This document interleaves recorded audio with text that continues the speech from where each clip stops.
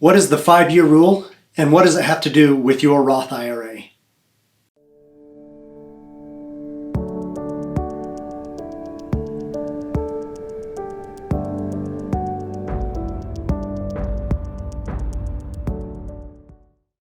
Roth IRAs can be a great tax-advantaged account that can lead to great benefits over the long term.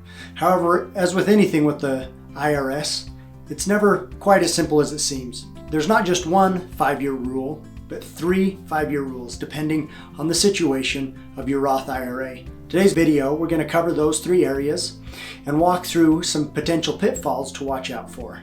The 5-year rule applies in 3 situations. The first is withdrawing earnings from a Roth IRA. The second are Roth conversions, going from a traditional IRA to a Roth IRA. And the third is an inherited or a beneficiary Roth IRA. In each of these situations, not following the 5-year rule may lead to additional taxes and even perhaps a 10% penalty. The first 5-year rule applies when you are taking or withdrawing earnings from a Roth IRA. Contributions usually can be taken out without a penalty or taxes. However, the earnings on those contributions need to satisfy a few conditions. The first one is you need to be age 59 and a half to avoid the 10% penalty, and the funds need to have been in the account for at least 5 years. One thing to keep in mind is this 5-year rule applies to the tax year. So even if you made contributions in a following year, say 2022, but they were applied for 2021's taxes, the calendar year starts January 1st of 2021 is when the 5-year rule begins. So as long as those 2 conditions are met, your distribution should be tax and penalty free.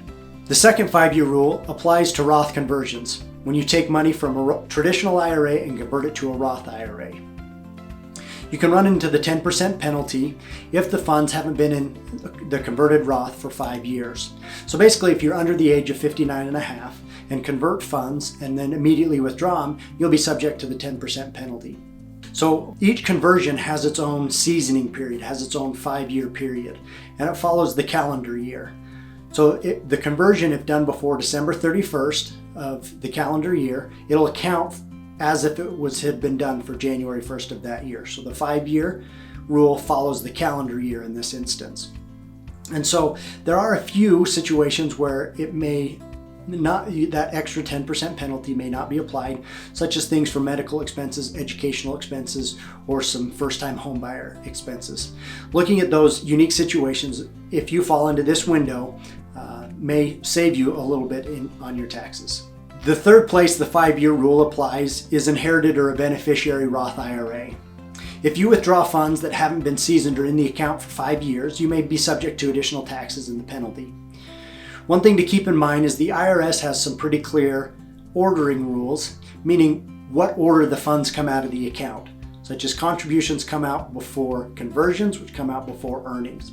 So if you have received or inherited a Roth IRA, be sure to look at the calendar years and keep in mind the ordering rules about which dollars come out first.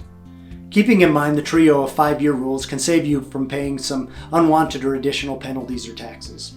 With each situation being unique, it's worthwhile to review with a tax professional whether your withdrawals will fall under one of these limitations.